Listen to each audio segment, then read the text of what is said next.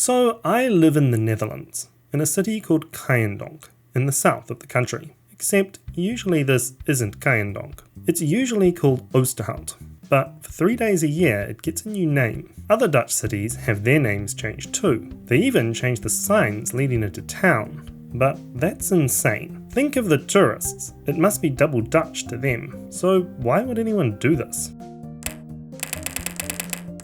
The short answer is it's done to celebrate Carnival, the Western Christian festival held just before the season of Lent, but of course we can go a little deeper. The etymology gives us a hint to its purpose. The word carnival comes from the late Latin expression carne levare, meaning remove meat, a reference to the upcoming fasting and penance of Lent, and indicating Carnival's status as the last chance to have a good party. The festival itself has pre-Christian origins, with celebrations of the lengthening of days and the fertility of crops being adopted by the early church in the same way as the ancient Roman festival of Saturnalia was adapted by Christians to form Christmas. In the Middle Ages, Carnival was celebrated with performances, games, cockfights, and dressing up to mock authority figures. Within the festivities, the reversal of social norms is an important theme here. One of the key traditions of Carnival today is the mayor giving the key to the city to a Prince Carnival, and this was already practiced in the Middle Ages. In any case, the local authorities were never very keen on the mocking. The festivities were banned by many rulers, but traditions,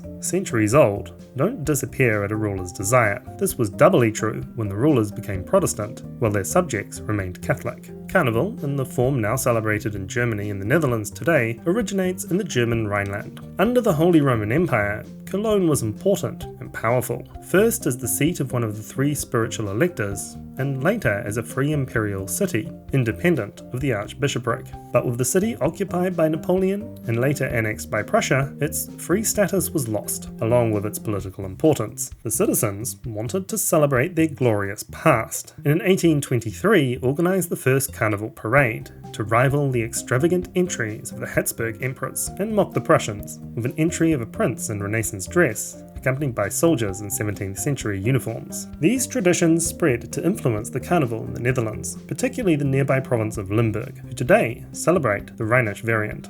The tradition of changing the name of a city had Dutch origins, however, specifically in North Brabant, as part of the Burgundian Carnival.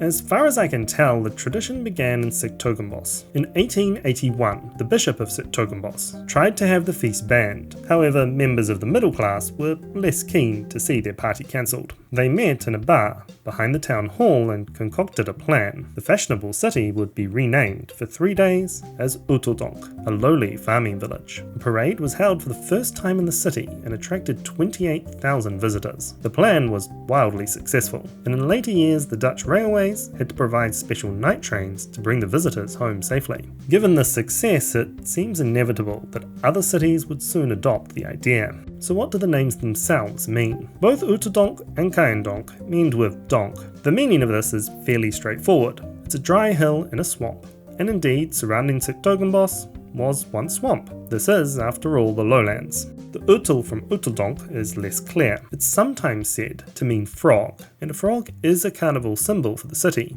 However, it most likely comes from the family name Van de Oetela, a common name from the nearby village of Den Dungen, the birthplace of the bishop whose ban caused the name change to begin with. Kaaiendonk, like several other Dutch cities, includes a variation of Kai in its carnival name. This would normally mean boulder, but in Carnival it doesn't, because of course it doesn't. The Woordenboek de Nederlandse taal, the Dutch equivalent to the Oxford English Dictionary, gives an old definition of Kai as full, a reference to Sir Kay of King Arthur's Knights of the Round Table, who, according to the Woordenboek, was halfway between a fool and a hero. There are too many cities to list them all here, links below, but if you could, what would you rename your city? Let me know in the comments. And if you are a concerned tourist, don't worry too much about the signs. The other side of the road has the city's standard Dutch name for you to contend with. This video was made with the help of great people like you on Patreon. The theme tune was by Richard Jones, and as always, thanks to everyone who supports the channel.